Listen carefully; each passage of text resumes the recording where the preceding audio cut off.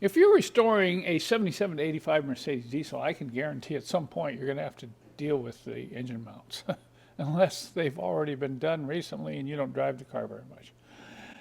Some people wonder, why do these fail so often? I think there's two reasons, okay? And I want to address that first, because if you want to extend the life of these rubber motor mounts, you have to do the following. Number one, you have to keep oil and diesel fuel away from these mounts.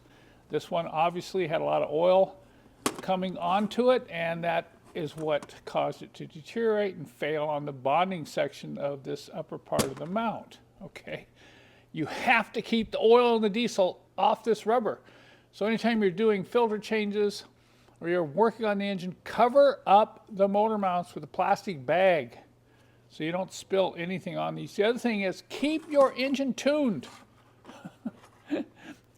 I see some of these old diesels vibrating so bad because the injectors aren't firing properly, or the valves haven't been adjusted, or they're just basically worn out, and the engine's just shaking like crazy, and customers will say, well, why did my motor mounts only last 6 months? Well, you've got to reduce the vibration by tuning the engine. That'll really extend the life of these motor mounts. Now, if you're going to remove them and replace them, there's a couple things I want to share with you. I'm going to share these with you on this bench here because it's very hard to film some of this underneath the car. But the first thing is getting this main bolt out, which goes up through this hole and into the mount arm right here like this. This is an 8mm hex bolt.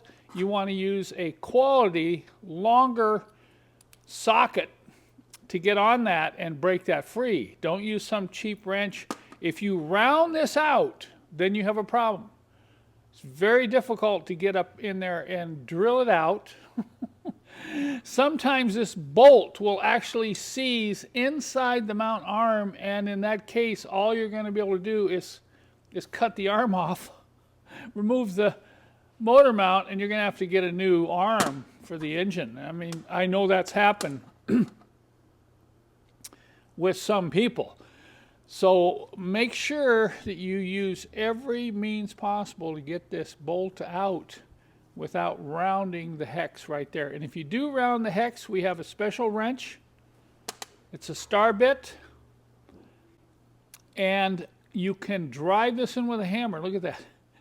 This was driven in so tight that you could easily get a 13mm socket on this and then get it out. Okay, as long as it's not frozen in.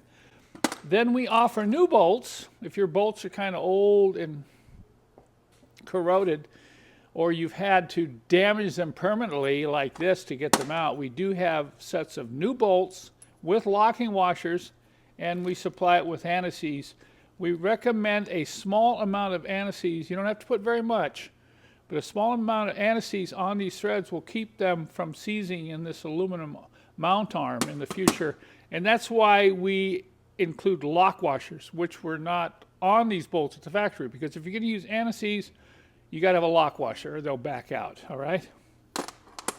And finally, if your threads are scored up or gouged due to removing a corroded bolt, we do offer a thread chaser. This is the correct size with notches that you'll want to take and turn this in and out a few times to clean up the threads like that before you install your original bolts or these new bolts. So I hope you find these tips helpful in dealing with your own diesel engine mounts.